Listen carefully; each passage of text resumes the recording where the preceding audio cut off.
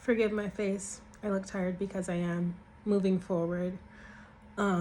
I realized this the other day, and you kind of realize it, you see it in the Bible, but this is not something that we really talk about enough as believers in Christ, that our lives is not about us.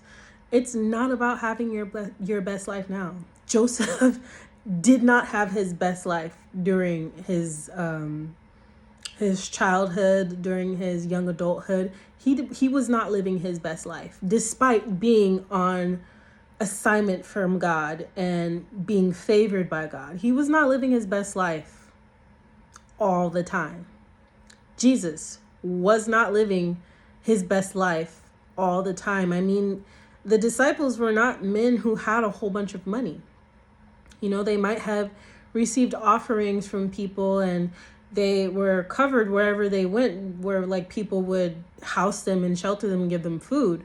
But they were not like Solomon. They weren't on the same level as Solomon. Jesus was a carpenter's son. You know, he wasn't a king. He wasn't a prince on earth. He wasn't somebody who came from money. He was somebody who came from poverty, from a house of poverty. Who else can I think of? Because I don't want to use any of the kings, because of course a king is going to have money, but even then, they did not always have these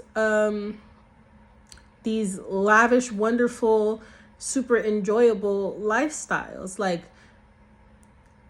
Lamentations will tell you that most of life is vanity. Most of life is just meaningless, just nothingness. Having the money, look at a man like Solomon, who had the money, had many wives, many concubines, which, not even going to go into that. But at the end of his days, he was growing more and more wicked because of the women that he was surrounding himself with. He was getting wives from, or they call them strange wives. He was getting strange wives from countries that celebrated and worshiped different gods.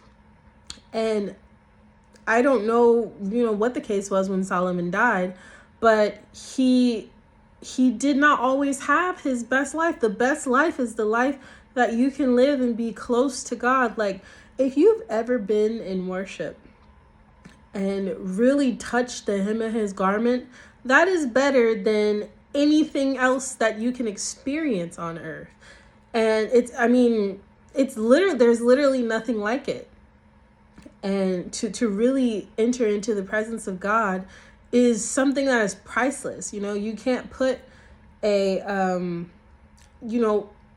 people will go through the mud. People will live that early prodigal son life where he's working at a farm and be content with that because they know the Lord.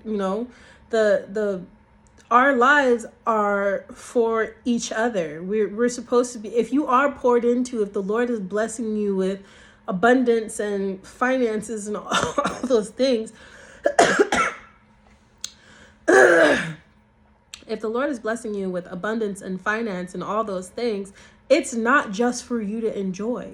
And it never was intended for that. Anytime anyone in the Bible was given a lot of money or prestige or power, positions of power, it was not only for them, it was for their children and their children's children. It was for them to be passed down, for it to be inherited.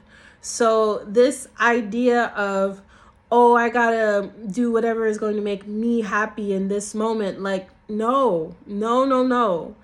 I have to do what God is telling me to, so that my children and my children's children can be positively impacted by my obedience. And they can then learn that kind of obedience as well and pass that down. Like I don't remember what book it is, but there's somewhere in the Bible where it says, if you're going to brag about anything, brag about how much you know God, brag about how you know the word, brag about your relationship with God, how good it is. That is the only thing in this life worth bragging about, because that is the only thing that cannot be taken away from you.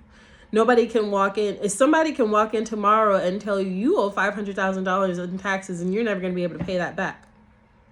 But nobody can, even if they kill you, they cannot take your faith.